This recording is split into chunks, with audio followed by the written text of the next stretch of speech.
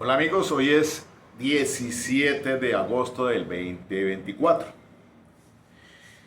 Inusualmente pues hago este video aquí, dado a que en las redes sociales ahora el tema es el video autolisis presunta de Mauricio Leal. Pero abro este espacio con un criterio analítico. Comienzo sugiriéndoles, voy a hablar de dos temas. Primero que todo el crimen de puerta cerrada, en el que hay muchas novelas detectivescas que les voy a citar aquí y les voy a traer como ejemplo. Y dos, voy a hacer una comparación aquí con el caso del actor de cine que se está anulando ese juicio en su contra por un homicidio involuntario, caso norteamericano. Las consecuencias que tiene el que se esconda evidencia por parte de la Fiscalía General. En este caso, ahí saben ustedes muy bien el tema ahora, la censura que hay contra Mario Burgos, el fiscal a cargo de esa investigación.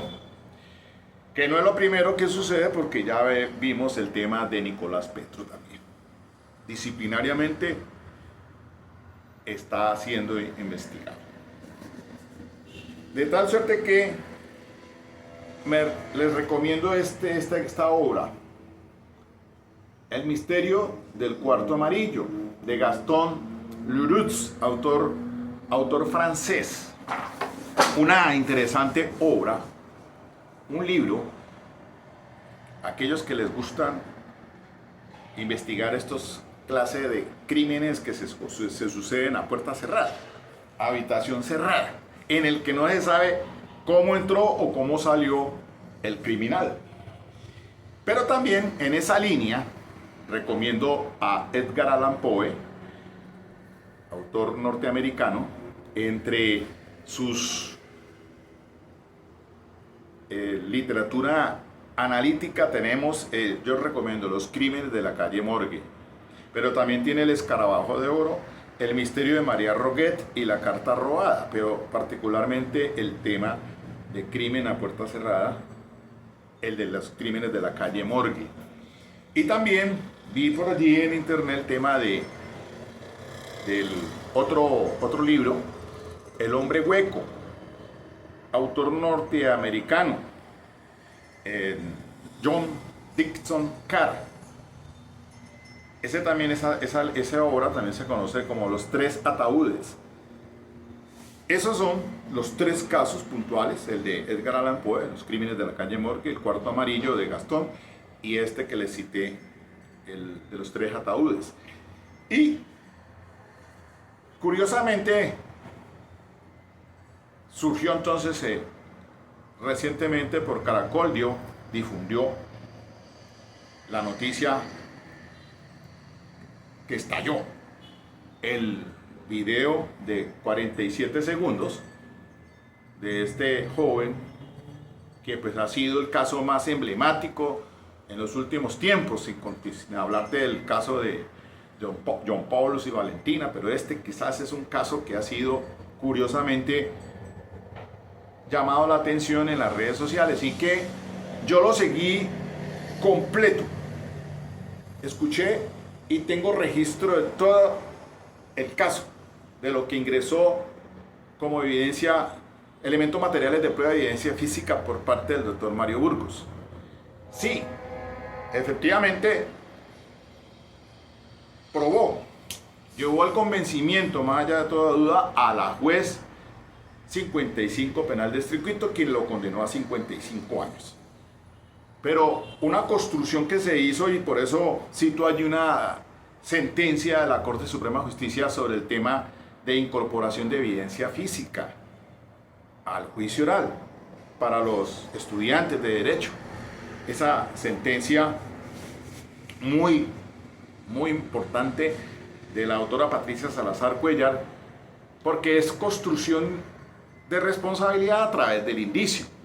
Pues, es decir, usted que no es abogado, pues entienda que en la escena del delito hay unos hechos indicadores, o sea, la evidencia que se encontró que prueba el hecho indicado. O sea, la responsabilidad penal se construyó allí y por esos 55 años le dieron al señor Johnny Rodolfo Leal. Pero un asunto que quedó como en el limbo, y aquí sí, en esa entrevista por ahí de Daniel Peña, mi compañero es miembro de la Defensoría Pública. Bueno, yo ya no estoy en la Defensoría Pública, pero he podido conversar varias veces con Daniel Peña, que llegó cuando la abogada Ana Juliet pues tiró la toalla, excúseme la expresión, como defensora. Ya después, prácticamente cuando ya había acabado la fiscalía y que tuvo esos inconvenientes de falta de defensa técnica, y que eso indica Daniel Peña que propuso entonces una petición de nulidad por falta de defensa técnica. Cuando llegó él, que le tocó ahí enderezar un poco el tema probatorio con sus testigos que le dejó la otra abogada. Pues bien, la censura es, en la entrevista que hace referencia aquí, en este caso es de el periodista Ricardo Poveda. Véanlo por allí, por favor, en las redes sociales.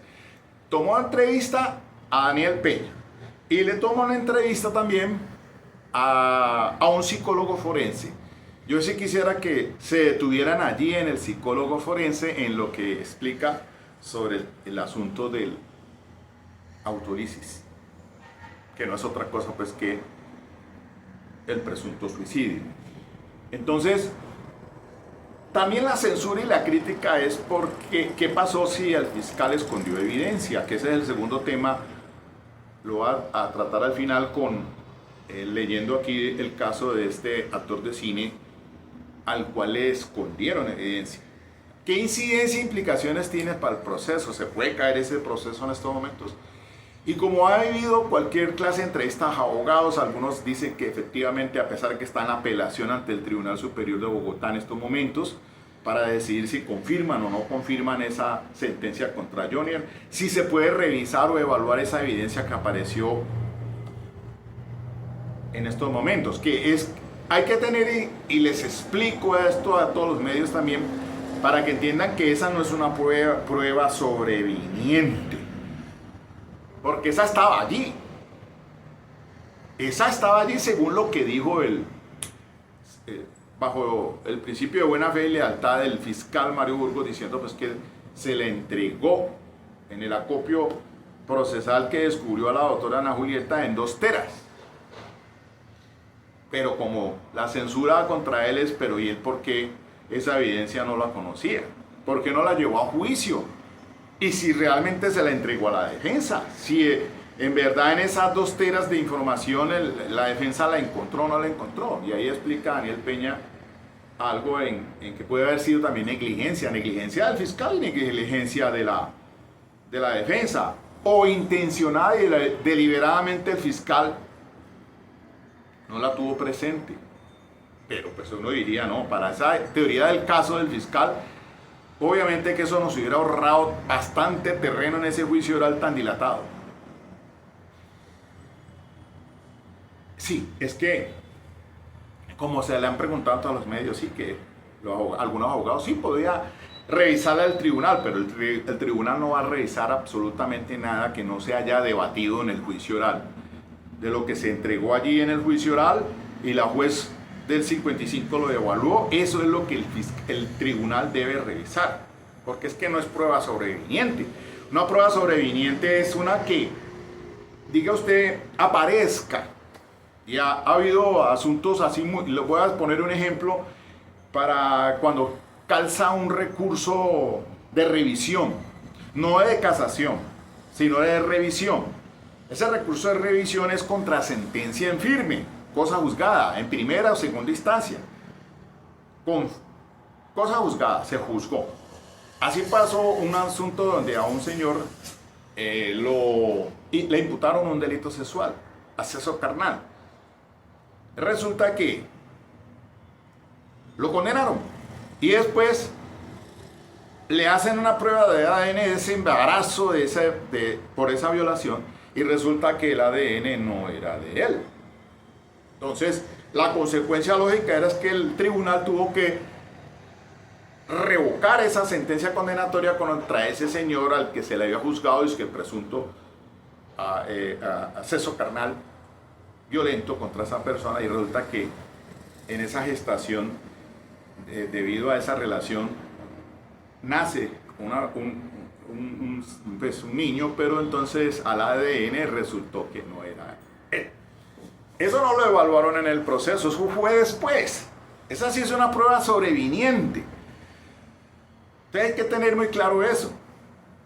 Para los académicos, la prueba, lo que hay que determinar en una investigación disciplinaria es si esa evidencia estaba allí.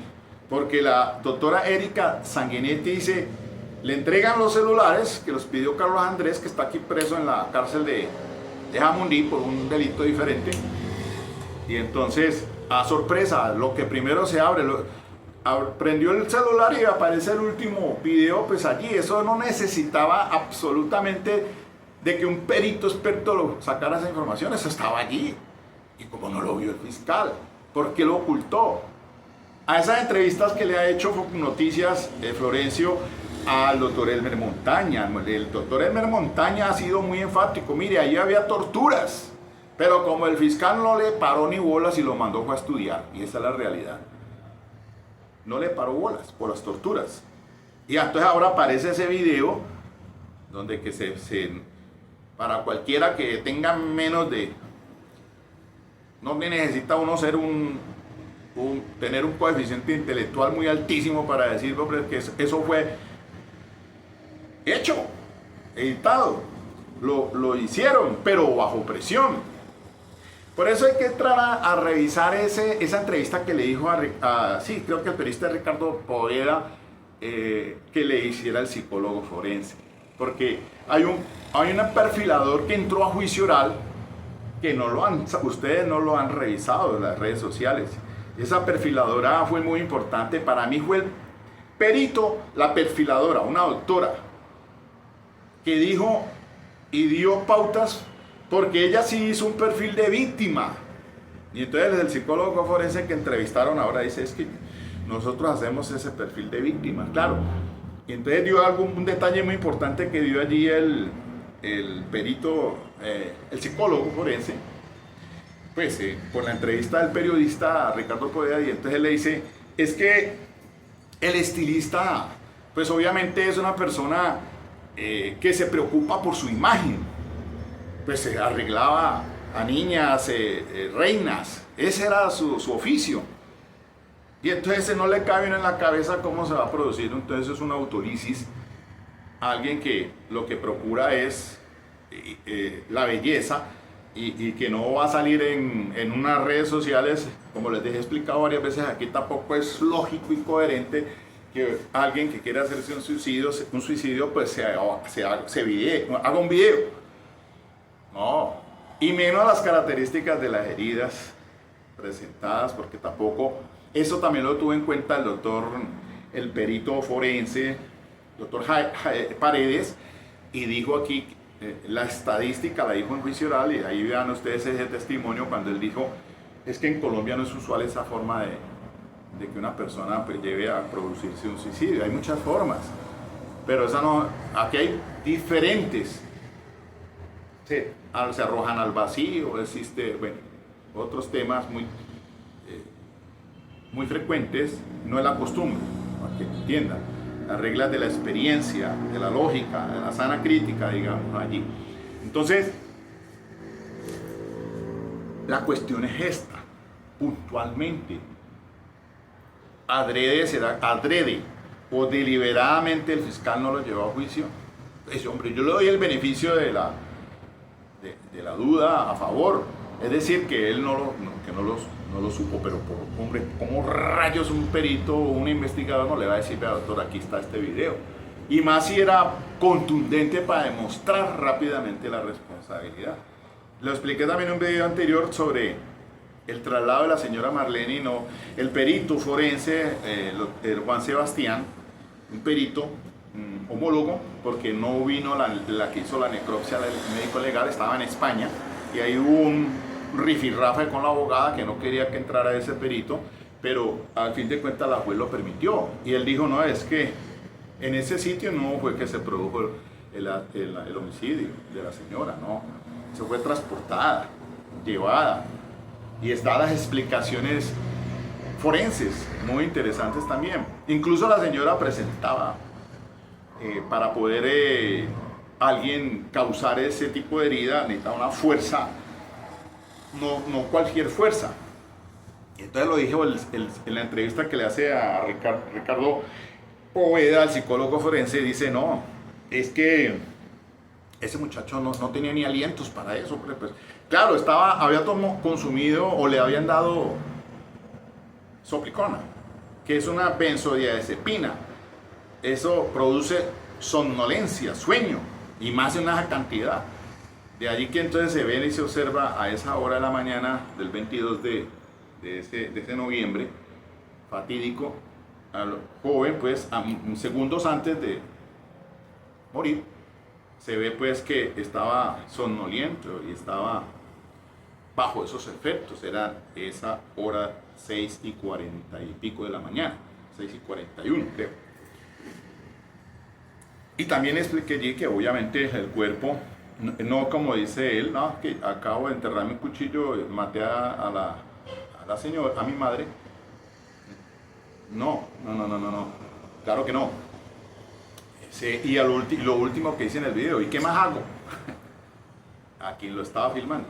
Pero el tema central también ahora, haciendo los estudios aquí de lo que dije en otra conferencia pasada antes sobre este tema, que sí había un cómplice o un coautor, digámoslo así mejor, partícipe, no partícipe, sino coautor en esos hechos. ¿Y cómo? Pues es que lo dijo Daniel Peña en esta entrevista que le hicieron ahora acá a Ricardo Poveda. Decir, claro, él a lo último, en un testimonio que llevó a juicio oral, explotó el tema de que esa unidad no era tan como un búnker, tal como se decía, no, alguien podía haber entrado. Claro, es que cuando entra el carro del señor Mauricio, no lo revisaron. Ahí no revisaron, no destaparon el baúl, ahí venía alguien. ¿Y cuál otro día? Porque usted, ¿por qué entenderá que salió el 22 de noviembre, sale a buscar a Jair? También lo entrevistaron recientemente por Foconoticias, para traerlo, y que él entonces dice, y lo que ya ustedes saben, ahí han visto del conductor diciendo que el hombre ni se inmutó, frío, todo calculado. Eso es lo que aparece allí, pero las consecuencias, ahora sí, ¿qué consecuencias vendrán sobre esa evidencia que era importante haberla destapado o haberla entregado? Si es que realmente la defensa tendrá que decir, dará las explicaciones del caso si la tenía, ¿sí? Esa evidencia, tú que haberla descubierto, perdón, es un lapsus linguis, haberla descubierto para entregársela a la defensa, todos los elementos materiales de prueba de que tenga noticia y que haya hecho su investigación de acuerdo con el artículo 250 constitucional, pues es deber de la Fiscalía entregárselos, aún los favorables, porque claro, en este sistema procesal ahora, pues uno también hace su propia investigación. Pero si el fiscal tiene en el camino, se encuentra con una evidencia favorable al procesado, tiene que descubrírsela, y así mismo lo dice el artículo del Código de Procedimiento Penal, la ley 906, en la que dice que la defensa podrá en la audiencia de acusación solicitarle al fiscal que le entregue un elemento material probatorio de que tenga noticia que lo tiene en su poder el fiscal, porque el fiscal puede quedarse de pronto callado. Pero miren ahí entonces la lealtad también, porque el fiscal le dice, no, es que a mí me interesa es llevarla toda contra el acusado, a como dé lugar. Y este es el gran error que ahora voy a leerles aquí ya, entonces finalmente, para terminar esta situación, quedamos claros entonces que sí, obviamente, allí hubo alguien más. Claro, esos son los delitos o crímenes a puerta cerrada, como les digo. Por eso les recomiendo esas lecturas. Dicen quién entró y no puede, y también no puede salir, una puerta cerrada. Es grosso modo, ¿no? Obviamente que aquí estamos hablando de que si solamente estaban la mamá y los dos hermanos, pero ya está apareciendo entonces que es posible que haya habido otra persona. ¿Y qué hizo el fiscal para investigar eso? Se quedó corto. Quería a todo lugar darle resultados. Y cuando ya, lo dice Daniel Peña allí, que él entró primero y hizo en la medida de aseguramiento, dijo que era responsable. Cuando ya se hizo el preacuerdo, después se echó para atrás, porque apareció la doctora Ana Julieta diciéndole, mire, aquí podemos ganar esto. Eso es lo que dice, es la información que dio Daniel Peña a la entrevista que le hizo el periodista Poveda. Véanla ahí, vayan a ustedes a ese video. Entonces, miren, el caso es este. Justicia de Estados Unidos desestima el caso contra el actor Alec Baldwin por homicidio involuntario en el set de la película Rust, una película de vaqueros que estaban filmando. La justicia estadounidense desestimó este viernes el caso contra Alec Baldwin por homicidio involuntario en el rodaje de la película Rust, después de que la defensa del actor alegó que durante el proceso se habían ocultado pruebas decisivas para su causa. Baldwin, de 66 años, estaba en el banquillo de los acusados por la muerte de la directora de fotografía Alina Hutchins, quien falleció en octubre del 2021 en un ensayo de la cinta de vaqueros a consecuencia de un letal tiro proveniente del arma que usaba el actor en la producción. El actor afrontaba 18 meses de cárcel por un cargo de homicidio involuntario, o sea que no había sido intencional, como culposo para nosotros. Pero sus abogados presentaron la noche del jueves una moción para anular el juicio, argumentando que el Estado les escondió un set de balas que fue entregado a las autoridades más de 2 años después del caso, una evidencia potencialmente clave para esclarecer las responsabilidades de la muerte de Hutchins. En sus argumentos iniciales, la defensa sostuvo que el Estado había centrado su investigación en inculpar a Baldwin antes de señalar a posibles culpables como el proveedor de utilería de la producción de Rust, a Seth Kennedy. Tras un dramático viernes de interrogatorios con investigadores y personas relacionadas con la pericia que abrieron dudas sobre el manejo de dicha evidencia y la parcialidad de la fiscal Carrie Morrissey, la jueza Marlowe Sommer concedió la moción. La retención involuntaria de esta información por parte del Estado fue intencionada y deliberada, dijo la jueza. Si esta conducta no alcanza el nivel de mala fe, ciertamente se acerca tanto a la mala fe como para mostrar indicios de un perjuicio flagrante. La jueza aseguró que el Estado había fallado en su labor de revelar pruebas críticas para el acusado y que dicha violación había generado un retraso innecesario e incurable para el juicio, por lo que la única forma de reparar el error era la desestimación del caso. El argumento de la supresión de evidencia surgió el jueves mientras Alex Spiro, uno de los abogados de Baldwin, interrogaba a la perita forense Marisa Poppel, quien confirmó haber recibido el set de balas de manos de un ex policía y haberlas clasificado bajo instrucción superior fuera del expediente del caso sin remitirlas al FBI para exámenes. Cuestionada por la fiscal Carrie Morrissey, Poppel sostuvo que las balas no correspondían con la munición real encontrada en el set de Rust, con lo que parecía que el punto había sido extinguido. Pero en medio de la moción, Poppel fue llamada de vuelta a la corte este viernes, ahora con las balas para ser examinadas por la jueza Sommer, así como por la fiscalía y la defensa, que pidió incluirlas como evidencia del caso. La narrativa de la defensa de Baldwin durante los dos primeros días de juicio es que la policía no investigó exhaustivamente el caso y se apresuró en centrarse en Baldwin. Entonces los investigadores enterraron evidencias al no presentar el set de balas. Spiro ya había traído a colación en sus argumentos iniciales el miércoles que, mientras realizaba pericias, el FBI dañó irreparablemente el revólver Colt calibre .45 que hirió mortalmente a Hawkins, lo cual les impedía, según el abogado, comprobar la versión de Baldwin, que las autoridades cuestionan que el arma se disparó sin que él apretara el gatillo. Miren ustedes. Entonces, era importantísimo pero tener esa para la pericia por parte del balístico para establecer entonces, porque pudo haber sido que no fue homicidio involuntario, sino debido al mecanismo del arma, lo cual les impedía, según el abogado, comprobar la versión de Baldwin que las autoridades cuestionan, que el arma se disparó sin que él apretara el gatillo.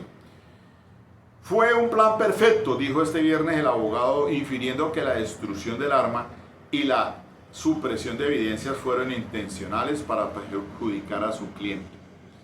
Baldwin, de traje oscuro y lentes de pasta, observaba la discusión con rostro tenso y de brazos cruzados, mientras que su esposa Hillary y sus hermanos Stephen y B hacían lo propio en la parte de atrás de la corte. Tras la anulación, el actor rompió en llanto y abrazó a sus familiares. El intérprete salió de la corte de Santa Fe, Nuevo México, acompañado de su familia y sin dar declaraciones a la prensa que lo esperaba a la salida. La fiscal Carrie Morrissey dijo por su parte que respetaba la decisión de la magistrada, aunque no estaba de acuerdo con ella. La investigación del caso nunca precisó cómo las balas reales, halladas en el carro de utilería, en la caja de balas y en cartucheras pertenecientes a Baldwin y a otro actor, entraron en el set de rodaje, algo prohibido bajo los estándares de la industria. Ana Gutiérrez, la armera de la cinta, fue enjuiciada y declarada culpable este año por el caso, lo que le dio una pena de 18 meses de cárcel. Ustedes pues podrán haber visto al actor, mírenlo aquí, claro, nos es familiar, ¿sí? Muy conocido el actor. Pues bien por él, la defensa ahí fue miren ustedes, y en pleno juicio oral. Ahora ante la pregunta del millón, para cerrar finalmente este espacio académico, es ¿qué podrá pasar? ¿Y con qué mecanismo jurídico harán valer para que entonces se caiga una sentencia de 55 años contra Johnny Rodolfo Leal? Ahí hay un trabajo para los abogados, porque lo que está por verse ahí nos demandará la atención. Yo sé que usted allá está diciendo, pero ¿cómo así que un caso de esto se puede caer? Pues claro, este es el caso mediático del año, estos 2 años que han estado pues desde el 2021 que pasó, ya son 3 años, el que pues se caiga un proceso en esas circunstancias, pues la pregunta es entonces, recurso de revisión, que pues como tiene que estar en firme esa sentencia, entonces hay que esperar a es que el tribunal confirme la condena, entonces, y que no se interponga recurso extraordinario de casación, que quede juzgado de primera y segunda instancia confirmado, y entonces venga el recurso de revisión en lugar del recurso de casación. Esta prueba que apareció, y si va a decir la abogada es que yo no la tenía, porque la fiscalía nunca la entregó, pues vaya que era un problema que se va a suscitar jurídicamente. Ahí les dejo pues las inquietudes a los académicos. Y bueno, la recomendación de la lectura. El misterio del cuarto amarillo de Gastón Leroux. Leroux, francés. Buen fin de semana. Vénganse para el Petronio, que esto está bueno. Hoy estará Herencia de Timbiquí. Chao. Hablamos pues.